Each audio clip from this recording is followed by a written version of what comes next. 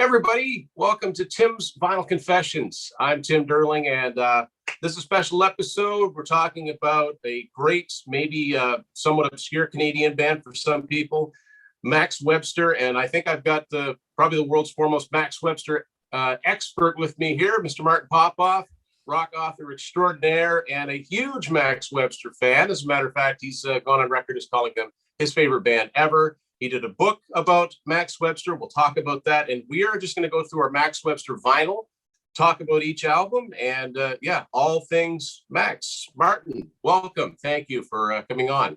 Yes, thanks for having me. I'm definitely probably not the biggest expert on Max Webster, but I'm definitely a big fan, and I suppose I'll have some opinions and stuff. So don't test me too hard.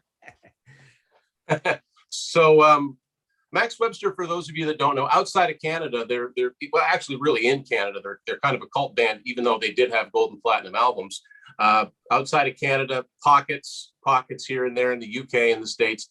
Best known for their lead singer and guitar player, Kim Mitchell. That's a name a little bigger amount of people will recognize.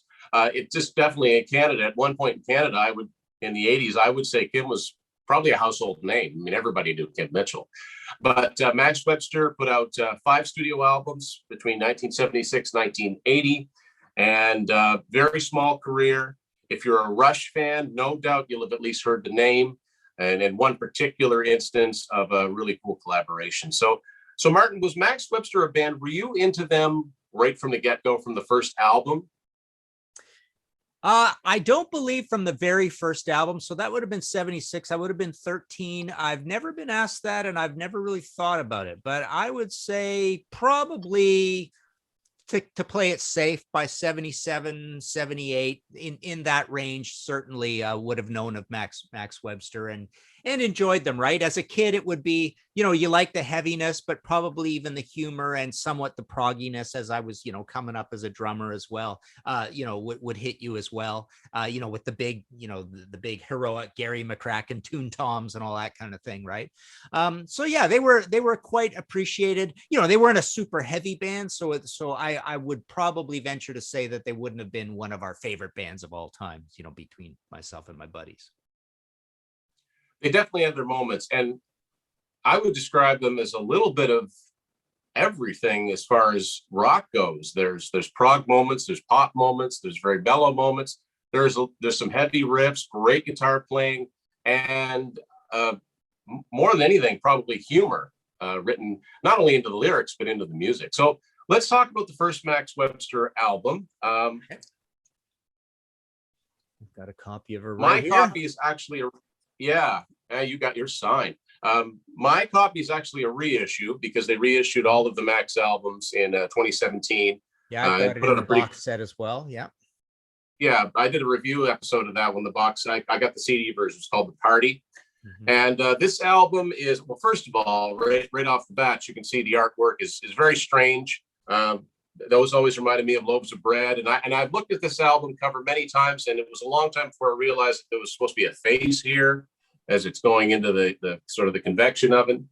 And one of the main things that's different about this album is it's the only one that drummer Paul Kersey plays on. He figures into the Rush story as almost replacing John Rutsey, but he didn't. Of course, that's not how the fate of things was to go. But right away, I mean, this one's got Hangover and Coming Off the Moon. This starts the whole moon sun thing. And talk a little bit about the lyrical process, because there aren't a lot of bands that the lyricist isn't a member of the band, but figures so prominently in the band. Talk a little about Pie du Bois. Yeah, Pie's a good buddy of mine. I'm in constant contact with him. When he would go off to Florida, he would send me letters and stuff, and with little bits of poetry and stuff. And I've got a lot of his handwritten poetry. And long story, we're kind of working slowly towards possibly doing some sort of poetry book with him one day. But yeah, he's one of my favorite lyricists of all time. I always cite, the army of writers for Blue Oyster Cult, Captain Beefheart, and Pi Dubois, and maybe in the modern era, Clutch, as some of my favorite lyricists of all time. Yeah, so Pi is not a performing member of the band, but he writes the lion's share of the lyrics. Certainly most things that's a collaboration with Kim. Terry will do some lyrics on his own, and self-contained and come in with his songs. But so in the tradition of what's his name? Peter Brown from Cream? Something Brown, yes. Right? Pete Brown. Yeah.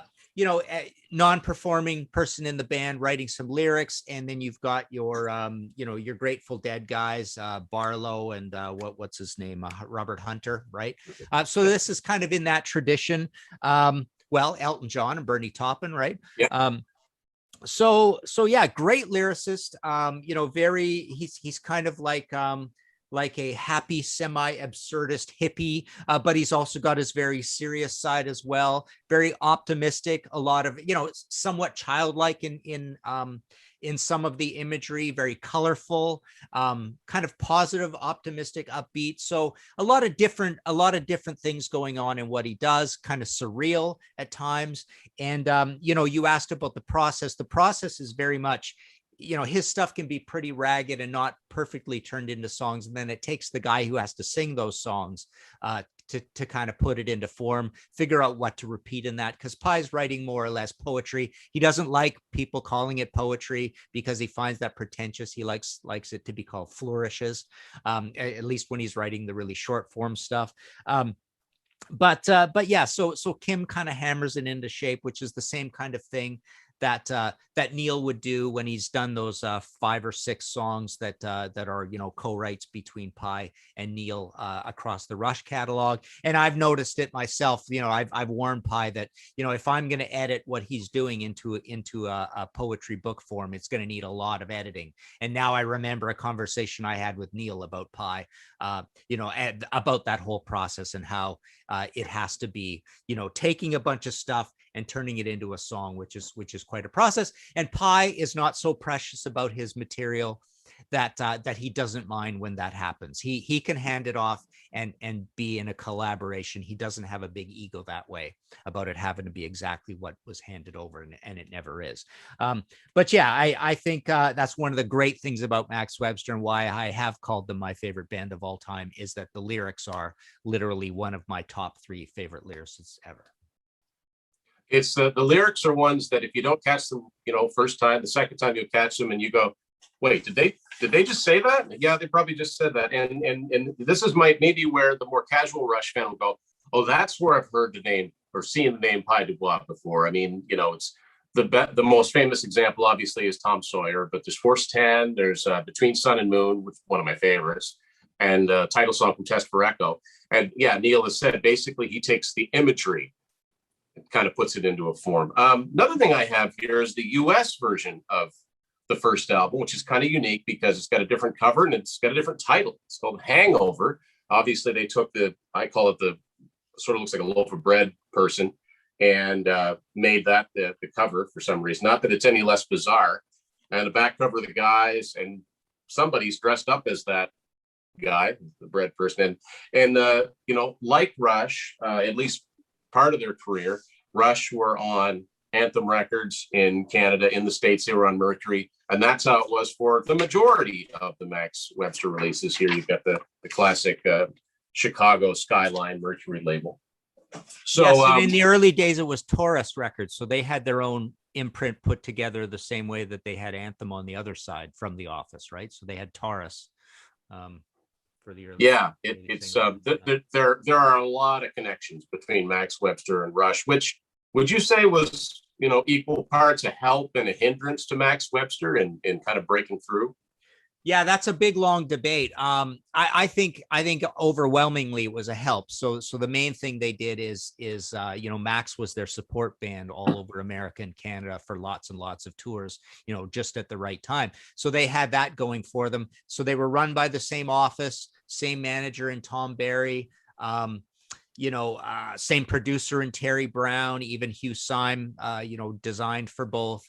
I think the story as it goes along is that when Rush started becoming quite a breakout success, a lot of the attention was sent over to the Rush side of things.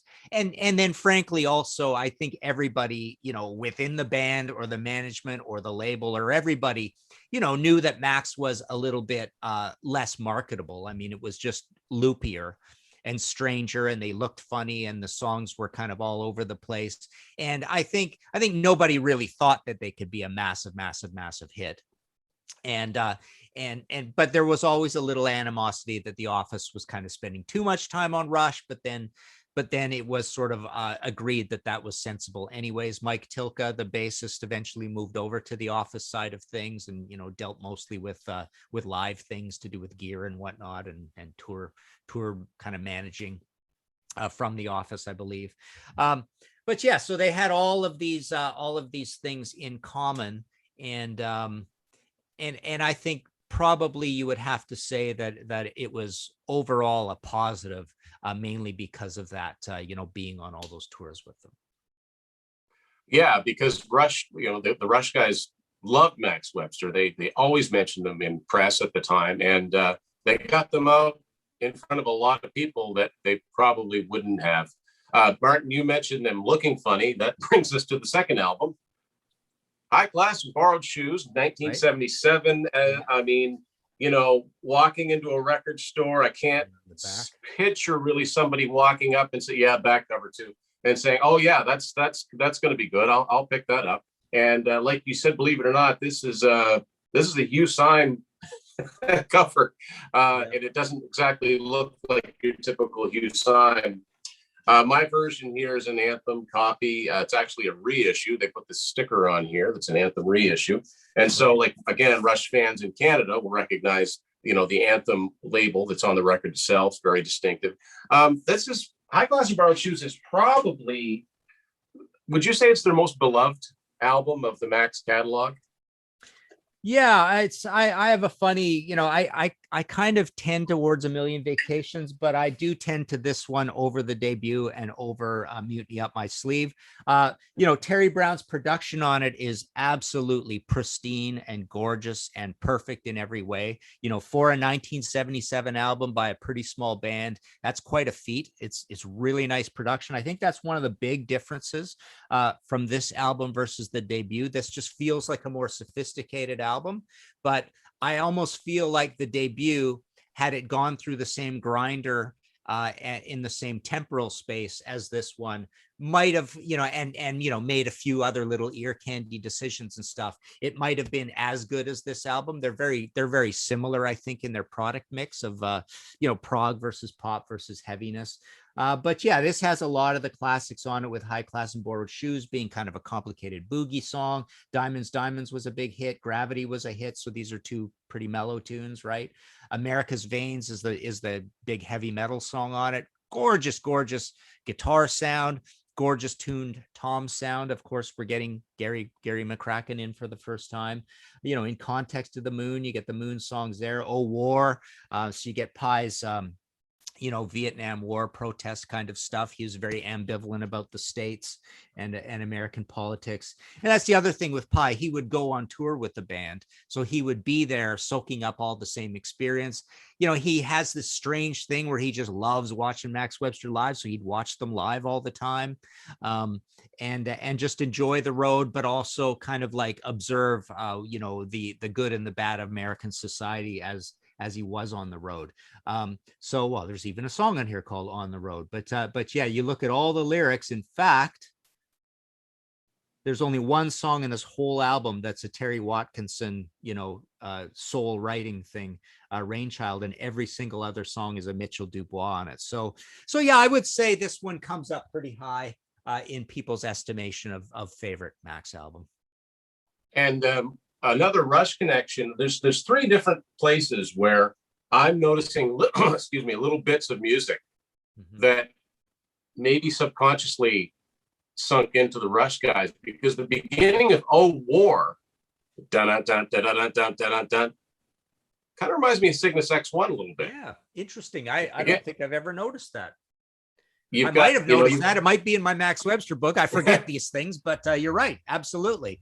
That is actually really cool. And the other thing that to mention is that I think a good amount of Geddy's early education on keyboards came from Terry Watkinson. He'd ask him questions and see what he was doing, and kind of liked what was going on, because Terry was an amazing keyboardist with a lot of different sounds, pretty pioneering in a lot of ways. So he picked up a lot there. And Neil loved Gary too.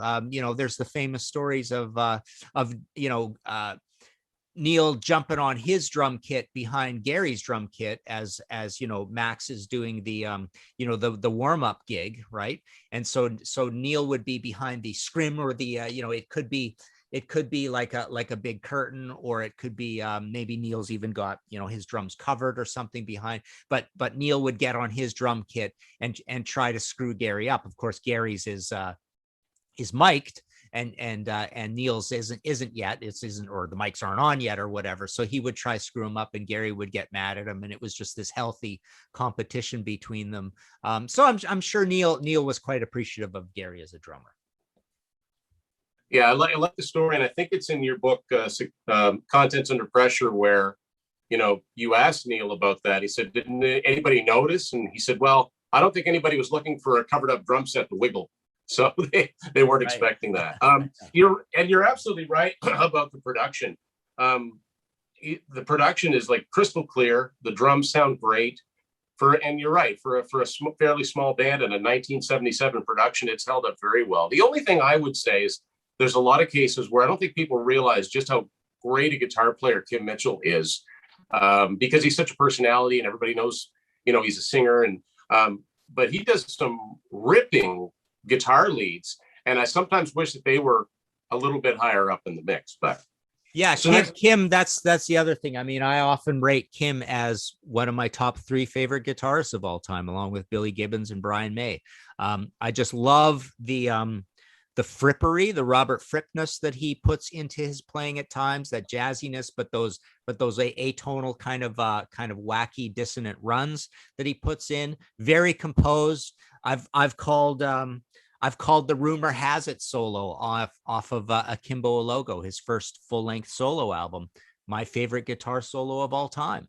And he's really good at composing these things. He also even has, to keep it King Crimson, he also has an Adrian Belew Noisnik thing that he does as well. So he can be noisy, tasty, bluesy, like a standard stadium rocker shred, or he could be this ponderous Robert Fripp kind of academic thing, and he could put that in. So he's got all these tools in his toolbox, and it comes out as a very, very memorable solo. Absolutely underrated guitar player. You could go through this whole catalog and just marvel at the solos. Yeah, it's great stuff. So next up, 1978, banging them out year after year like most bands did in the 70s. Yeah. A little bit better on the cover art this time, a little understated. Mutiny Up My Sleeve. This is an old Capitol, it says Capitol reissue, Capitol distributed Anthem Records. And wisely, they kind of went with a more conventional album cover, but on the back cover, we're back to, looks like, Kim's got his pajamas on, and just, image-wise, obviously they didn't care, and that's kind of admirable. They just did what they wanted. This one, The Party is a fairly well-known song on this one. I would say Waterline, again, Beyond the Moon. We're back with the Moon stuff. And Lip Service is a cool song, the opening track. They can be really straightforward and melodic when they want to. So, that's why they did have some airplay, at least in Canada. I don't know how much they got out, in other parts of the world. There again's the record, just a standard anthem. What are your thoughts on Mutiny Up My Sleeve? I've always thought this album was a little proggier and just a little wackier and a little less conservative than the previous record. And I love it to death. I think it's an amazing album. To me, it's pretty much a 10 out of 10. You've got Hawaii on here for a really cool mellow one. The Party, like you say, is the most famous song. Lip Service may be the heaviest song. Beyond the Moon, it can be pretty heavy as well. but Let Your Man Fly, good poppy stuff. Astonish Me is kind of the mellow piano ballad. You know, the look of the band, I guess we didn't mention, but you know, this idea of the humor and the Zappa-esqueness to them, and the Captain Beefheart-esqueness of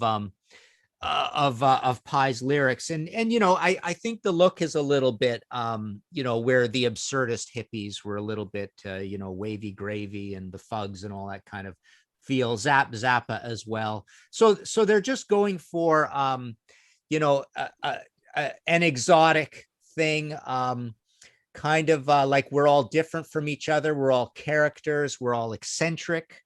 So there's that kind of look to them. I think the look here is a lot better than the look here. Yeah. Somehow this works to me. You know, this looks like we're cool and we don't care, and this looks like we're kind of unsure if we're cool, kind of thing, right? Yeah. So yeah, and Terry's look is really cool, and I think that's a great get up that he's got going. So yeah, and a funny album title, Mutiny Up My Sleeve, but yeah, I just think it's the next step in being like a little less conservative from High Class. Yeah, and also it should be mentioned, but this is David Miles is on bass at this point. Yes. Yeah. Yeah. So Mike Toka's out. David Miles is in. Not to be confused with the Atlantic Canadian singer with the same name. Totally different guy. So next up, I should mention, if we haven't already, we're talking about Terry Watkinson. He's the keyboard player, and he also sings some of the songs. So most people, I think, watching this will probably know what Kim Mitchell sounds like vocally. So when you hear a Max Webster song that's not Kim, it's Terry Watkinson. So the next album, and I agree with you, I think this is my favorite, and it's probably one of the reasons it was their most successful. 1979, A Million Vacations. Cover art's kind of, you know, looks like a postcard, makes sense. You know, those are beach balls. There's a lobster. There's like a fancy drink over here. And at this point, this is one of the two Max Webster albums that weren't on Mercury in the US, who were actually on Capitol Records, which is interesting because there's still a connection, because Anthem Records in Canada was distributed by Capitol Records. So if you're into that, if you notice these kind of things. On the back cover, you have some cool live shots of the band. You've got, so Gary McCracken has got these. Now, the only other place I've seen these, I don't know what you call these, Martin, is like Alex Van Halen would play these long tubular. Yeah, they might be octabands. They might be octabands. Okay. And this one has probably the two best known Max Webster songs, with Paradise Skies, great tune. That's probably the best known one. And to a lesser extent, Let Go the Line. And that's one that Terry Watkinson sings, very mellow tune. Both of those songs still get a lot of airplay on Canadian radio. Title song is cool, A Million Vacations. I love, this has sun voices and moon voices. So we're continuing that theme. Now, what can you tell me? Who is John DeNotbeck? I've not seen that name on any other album. Produced by John DeNotbeck. Apparently he worked for Molson's, I believe, and maybe he produced jingles for Molson's or something like that. But you're right, he's not a known producer. And you know, he gets an amazing sound on this. I mean, I think this is one of the greatest produced albums of, you know, well, as well produced as any album from the 70s. I think it's just gorgeously produced. So, I mean, yeah. Who's the engineer on this for him? I wonder, because often the engineer is the unsung hero of a production job. Mark Wright. I don't know who Mark Wright is either. Yeah, another name. Phase One, mixed at Soundstage. Mixing engineer David Green, mastered by Bob Ludwig. That's a famous name, of course. Yeah. Actually, on the inside, interesting enough, or no, it's on the back too. So it's produced by John DeNotbeck and Max Webster, so they get in on the production credit. Again, you know, all the Max Webster albums sound really good. I would say the last one and the first one I have slight reservations about, but I think the three middle ones have pretty similar productions, very, very high fidelity, all the treble you would want, all the bottom end you would want, everything perfectly sitting in the mix. They just sound like, your 24 karat gold, virgin vinyl, beautifully produced records. I do rate this one. I think my favorite. I've been pretty consistent in that, even though it's the mellowest of all of them. I think if you really looked for the guitar riffs and scientifically or mathematically added them up, this would have the least amount of hard guitar of all of them, because really, Rascal Hootie, A Million Vacations is kind of like a boogie rock song. Paradise Skies has, the somewhat the set of big stacked pancake chords, but a lot of it is not a very heavy song. And really, very little else is very rocking on this at all. Well, yeah, Research at Beach Resorts. So Rascal Hootie is their sort of play on punk. Research is kind of like a heavy prog thing, but I love your Charmonium and Night Flights and Sun Voices, Moon Voices. Lots of keyboards on this record. Great pie lyrics. Terry Watkinson really kind of comes to the fore on this record a lot. Paradise Skies has what I often call my favorite Max Webster part of all time, which is, the big cloud bursting keyboard thing. And then when they go back into the Happiness Beginning to Shine or whatever, and you get the disco bass line, right? Yeah. At that part. That is my favorite, most magical Max Webster moment. I think that's, that the happiest, most Canadian, Canada Day feel, just a warm and fuzzy few seconds of music in the entire Max catalog. My favorite part. So yeah, there you go. So oddly, my favorite. I say oddly because I usually tend towards something that's the heavier stuff that a band would ever do. But this is their poppiest album, and it was their biggest album. There you go. Yeah, I agree. A couple of things. So that answered my question, but John did not. But honestly, I've heard tell of bands doing this. One of my guesses, and I knew you'd be the person to ask, is that they didn't want an outside producer, and the record company said, you got to have an outside producer. So they used a pseudonym. I thought it might have been one of those situations, but I don't think he was a real guy. Yeah, I'm pretty sure it is. Yeah. Yeah. You know what I mean? Like, I can't think of an example, but I do know that, yeah. It's funny, you mentioned Paradise Skies being the very Canadian sound. For some reason, Night Flights, the beginning of Night Flights and all the way into that first chorus, reminds me of a Canadian variety show from the late 70s. And I say that in a good way. It's a nostalgic feeling for something that didn't exist, but it just makes me think of, I can picture as the song starts and the Night Flights on a midnight trip comes in, I can just picture these little images going by and on today's episode, and that's just me. And that also, Tim, it's funny you bring that up because it also reminds me of Trooper and Prism as well. Just that sort of, that pomp rock zone, that touch and, 707 in New England and all that, and a little bit of Styx and a little bit of Angel later on. So there's that genre called pomp rock, and this kind of fits into pomp rock. Like Max fits into so many different things, but it's it sounds very thespian and theatrical. And I've listened to a little bit of old Trooper and Prism lately. And it reminds me a little bit of that. We're not quite a prog band. We're sort of a pop band. We're a pump band. We're a little bit heavy at times. Yeah. Same thing. I'd even throw like a Harlequin maybe into that mix. Yeah. Bands like that. And the other thing about this album is it's the first one, at least the versions I've got, that actually has an inner sleeve. It's got an inner sleeve with them, and the lyrics are written as if they're on postcards. Well, Mutiny has a lyric. Actually, Mutiny and High Class have the inner sleeves. Oh, so the versions I have just don't have them. Yeah. The only other thing I'll mention about this album is Night Flights. There's another bit that reminds me of Rush, and it's very subtle. It's the very end of Night Flights where it's kind of winding up, and it's got that high synth part as the song's winding down. For some reason, that reminds me of the end of Body Electric. Not exactly, but it just puts me in that space. Yeah. Here's Tim, here's what the inner sleeve. This is off of the one from the box set. I have the vinyl version of the box set. which I did some Oh, liner okay. notes for, some quotes. Anyways, but this is what it looks like in the original. I've got the original too, but you know, with the weird little smoky picture of pie, they stick the Right. picture. So that's Mutiny. And then Yeah. High Class, I'm sure they reproduced it here. Yes. So this is exactly what it looks like. Very, very plain, just the lyrics.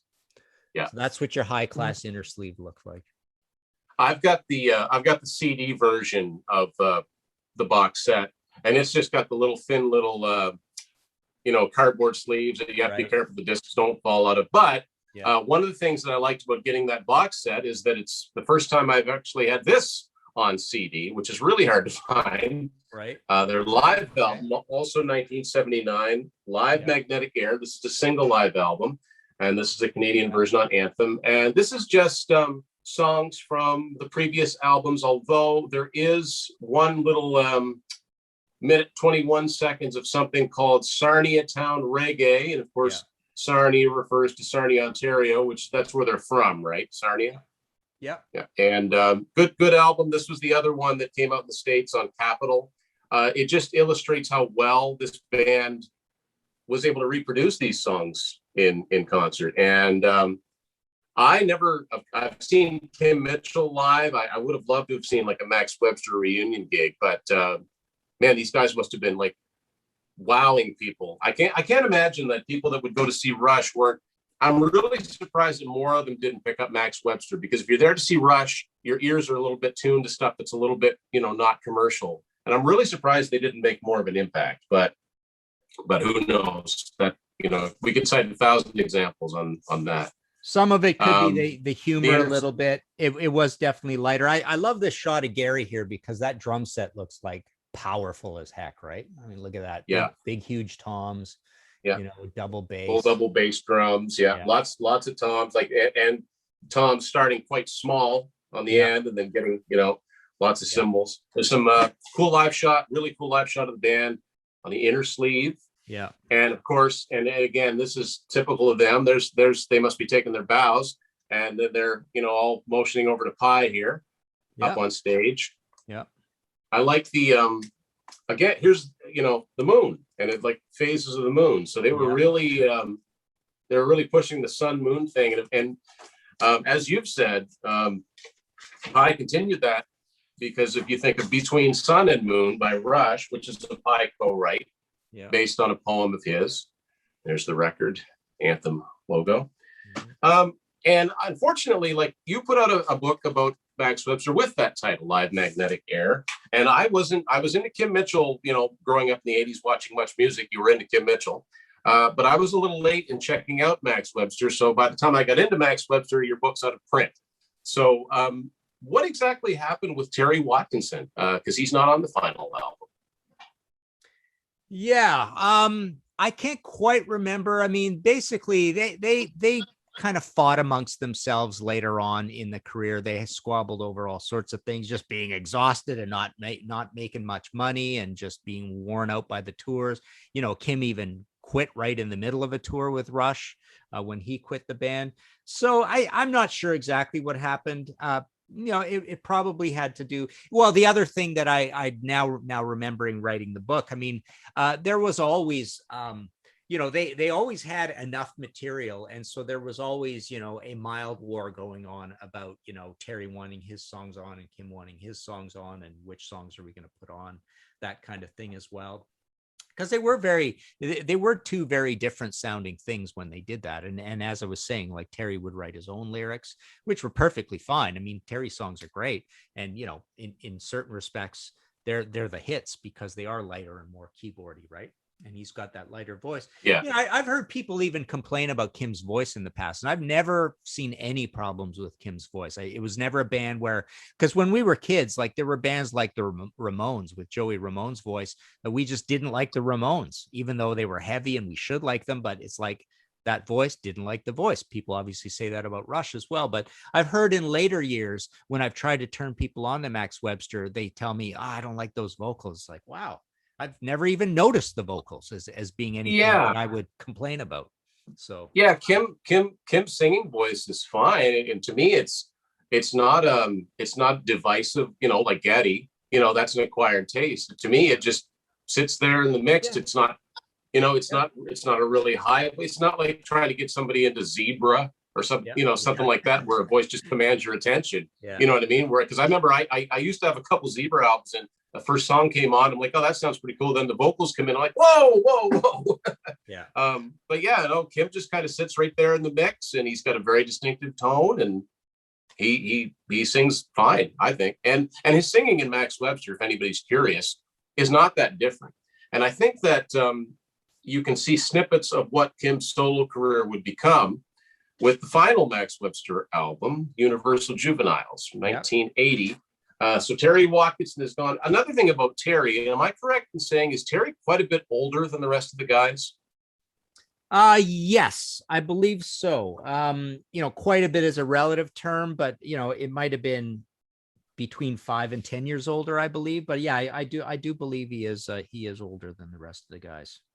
Yeah. So obviously by this time, the record company figured, maybe had an idea that Kim Mitchell was, I don't know, quote unquote, the star of Max Webster. He's the only guy he's on the cover, and then he's on the cover 3 times on the back cover. At this point, they went back onto Mercury Records in the States. This is just a Canadian Anthem edition. So obviously Terry Watkinson's gone. Kim sings everything on here. This has got some of their heaviest material. And for the casual Rush fan, it has to be mentioned. I know people that are way into Max Webster go, oh yeah, he's going to talk about Battle Scar. I think you kind of have to talk about Battle Scar. Battle Scar is a mashup of Rush and Max Webster. And it's actually one of their earliest songs. And I remember I first heard Battle Scar just for reference sake, I got these albums out. I first heard Battle Scar on this, which is Kim Mitchell's live album, I Am a Wild Party from 1990. He does Battle Scar with his bass player, Peter Fredette, singing the high parts. And it never clicked into me that, oh, that's that song they did with Rush. So what I'm hearing is what Geddy would be singing. It was years before I heard the original version of Battle Scar. And a funny story about that, a buddy of mine sent me a mixed CD, and it had the original Battle Scar on it, the studio version. And at this time, this was, I think, right before Vapor Trails came out. So as a Rush fan, I was dying to hear something different from Rush. It blew me away because Geddy is singing, this is 1980, so this is Permanent Waves. He's singing like Caress of Steel, like screaming. Like this is classic, high-pitched Geddy. I just loved it. It's a heavy song. I think it's a really, really cool song. The other thing is that I thought maybe that the version that I was sent came from an old recording. Because if you recall, as soon as the vocal starts, there's this really high-pitched frequency that goes through the whole thing. Wow. And I remember thinking, I wonder if that's a recording from an old cassette that was starting to wind, or, how cassettes would wear away over time. I thought, well, I'll have to I ended up getting the best of Max Webster CD just to have that version. And I listened to it. Nope, they meant for that to be there. So that's another thing about Max Webster. They would just do things the way they wanted. So quick trivia note, Tim, you held up that Kim live album. That's also got a horrible version of Deep Dive on it.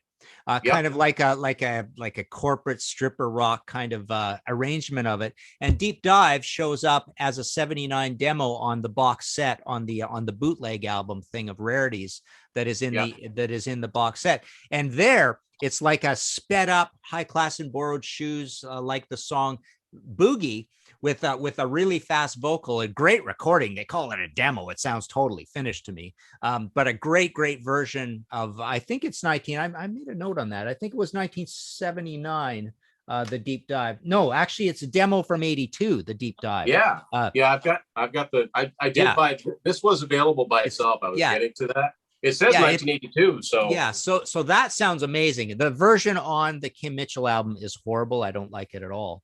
But yeah, so this record, you're right. It's probably the heaviest album, produced by Jack Richardson. The production's pretty good on it. I just find it a little pillowy, which is the exact way that Pat Travers thinks about heat on the heat in the street, which I actually like the production of, but I also find it a little kind of like almost too analog. And there's something about this one that sounds a little stuffy or pillowy.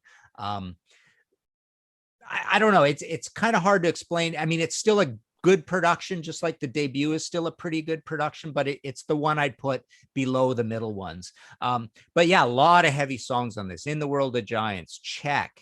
Juveniles Don't Stop, Battle Scar.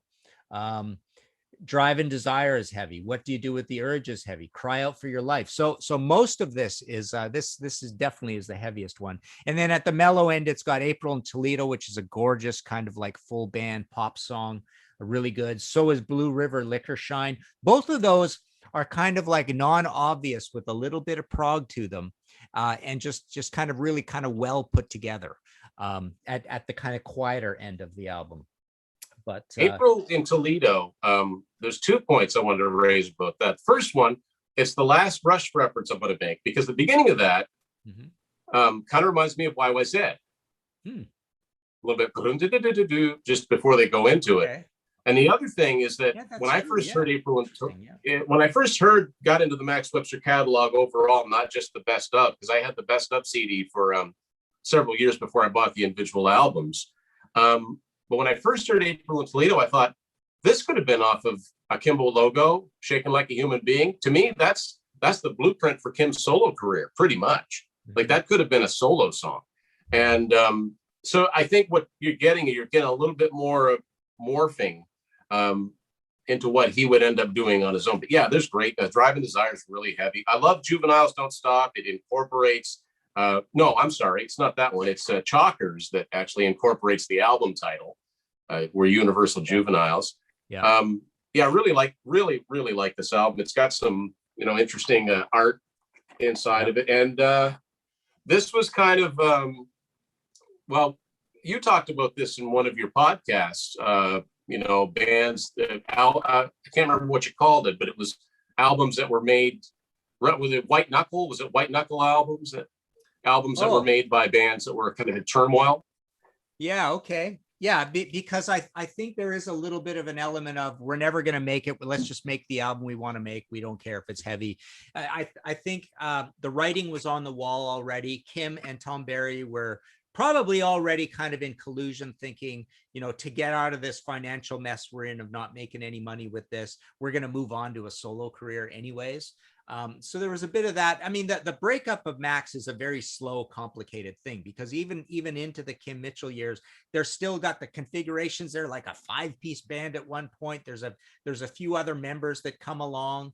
I think Terry's out and then he's back and all that kind of stuff. They do some gigs, because, frankly, in 81 or 82, you could probably go out, you can go out as Max Webster and sell a lot of tickets still. So why not make a little extra money? So it was a very gradual, messy breakup of the band. But of course, then we get, the EP, and then you're into Akimbo, and he has a great run, right? He has a great solo career for a little while there. Yeah. Wasn't Billy Sheehan involved at one point during this time? Yeah, I can't remember exactly how that story goes, how far he got, but yeah, there was an idea that he would be their bassist. Yeah, which that would have been, yeah, I read that and I'm like, that's interesting. So the last thing really that came out in the life of Max Webster, they were probably still doing tours, is of course, not in the States, but in Canada, they put out a best of called Diamonds. Yeah. Just a single record. And this is an anthem reissue. They bought these stickers on them. This was significant in a way because not a lot of extra material was made available to the public, but this has 2 songs on it that didn't appear anywhere else, Hot Spots and Overnight Sensation, both of which I would say probably sound more like Kim solo stuff than Max stuff. But it's cool. Yeah, I'd even argue they sound a little bit like the debut album. I didn't think either of them were very good. They're kind of conservative and blocky and kind of awkward and stiff. I didn't think either of them were truly terribly, worthy of being on one of the great Max Webster albums. And another thing, this picture here in the corner, is that Geddy Lee? Let's see. Are we on the back? The very back, right, bottom right yeah, corner. That's definitely Geddy Lee. Yeah. He's playing like that teardrop shaped bass. Yeah. And that's definitely Kim in the picture. So would that have been one of those rare instances where they jammed on Battle Scar live? Yeah, could be. I remember another story was that Operating Mechanism Unknown, AOMU or whatever. You know, the big backing vocal on that song when they would play it live, those guys would chime in on the background vocals. And I can't remember if that was off stage or on stage, probably on stage. I'm pretty sure, and I think I've seen pictures of that. But yeah, they would help out and do those kinds of things once in a while. Yeah. So that was it for Max's official recording career. Anthem put out a best of in the late 80s. And I hate when Anthem put out, I'm glad they were available, but when they first put out all of the Max Webster albums, first of all, they didn't put out Live Magnetic Air. They didn't put out Diamonds, but all of the studio albums in great big letters featuring Kim Mitchell. Like they really wanted to push that. And it's like anybody that's going to buy a Max Webster album already knows that's Kim Mitchell's former band. They could have put that on a hype sticker. I hate the fact that it was on the CD booklet. So yeah, like we said, they put out a box set, a really cool box set in 2017. You contributed to the liner notes. And this was actually, I was surprised to see this by itself on vinyl because I had the CD version. It's just called the bootleg. And it's got Let Go the Line from a 2007 reunion show. And you're right. Not a good Terry vocal on that one. No, not really. No. And then I looked at it in a deep dive. And as someone who had all of Kim's solo stuff, I go, oh, okay, so that started out life as a Max Webster song. And you're right. I heard it and like, whoa, that is way faster.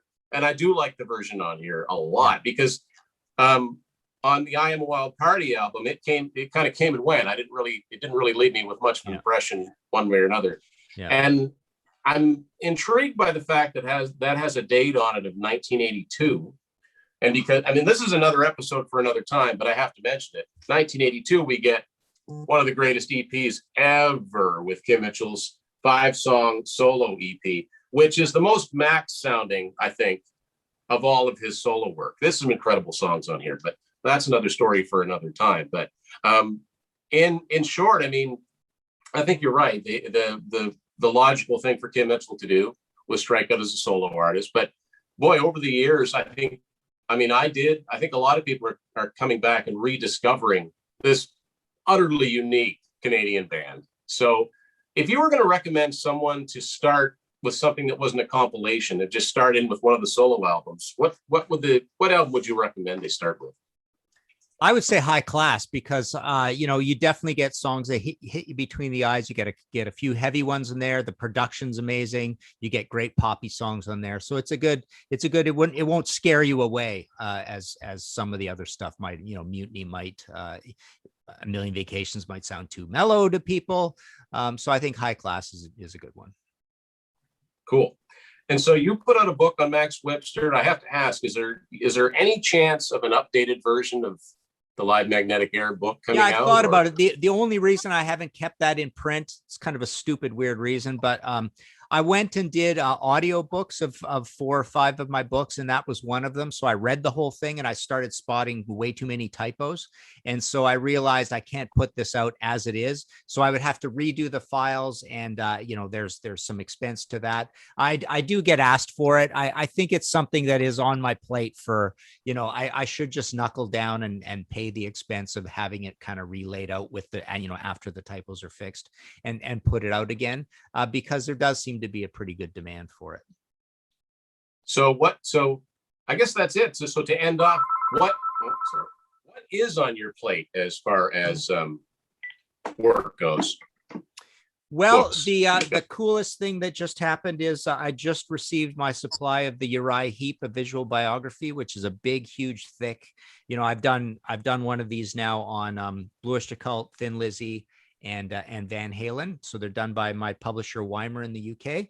And it's like 600 plus pictures, big detailed Uriah Heep timeline. So those just came in from the UK. It's pretty expensive, but they don't make that many copies of it, and they cost a lot to get over here and then to ship out again. So that's available at martinpopoff.com. It's at my website with the PayPal Buy Now buttons. The Flaming Telepaths, I'm still having a blast with. That's the one that's related to the Bluish Occult Imagino story, and I did 39 illustrations for it, and I'm even selling those as prints, which is kind of working out pretty cool too. So there's my illustrations in there, and that's a weird, wacky, almost non-music book about the occult origins of World War I and Sandy Pearlman's Imaginos project. And then the other 2 most recent ones are the Angel and the Sweet book. So yeah, martinpopoff.com. And of course, we've got the Contrarians debating albums that folks might think are the best and aren't the best, vice versa. That's on, check them out on YouTube and all the social media. I've been privileged to guest on some of those. Yeah, you've done a great job on those. Kansas, what have you done? Kansas, Queensryche, and Journey and Queensryche. Thank you. I've really enjoyed those. Yeah. And your podcast, History in 5 Songs with Mark Popoff, wherever you get your podcast. 5 songs on a particular subject. Yes, and I want to thank you for helping me out with the halftime shuffle episode, which will be the next one, right? The one that goes up today is about shuffles. So just, examples of shuffle and what the shuffle means. And so I'm up to 104 episodes with the one that goes up as we're speaking now. Yeah, they're very enjoyable, and they're very specific aspects of. It could be one musician. Usually it's several, but it's a particular theme. And I realize now that, from giving you suggestions, well, maybe I don't really know what a halftime shuffle is. And I think a lot of people think that, oh, that's a shuffle. No, it's not really a shuffle if you don't, the mechanics of music of it. So Martin, thank you very much for another, great guest appearance on here, talking with Max Webster. I would encourage you, you've sold at least one book already if you've you put that Max book back out. And, well, actually, Tim, the Max book is available as an ebook at Zunior.com and as a book that I've read the whole thing, as an audiobook read by me. So you can get it in 2 different ways. Okay, so it is out there, just maybe physical form is down the line. So thanks everybody for watching this latest edition of Tim's Final Confessions.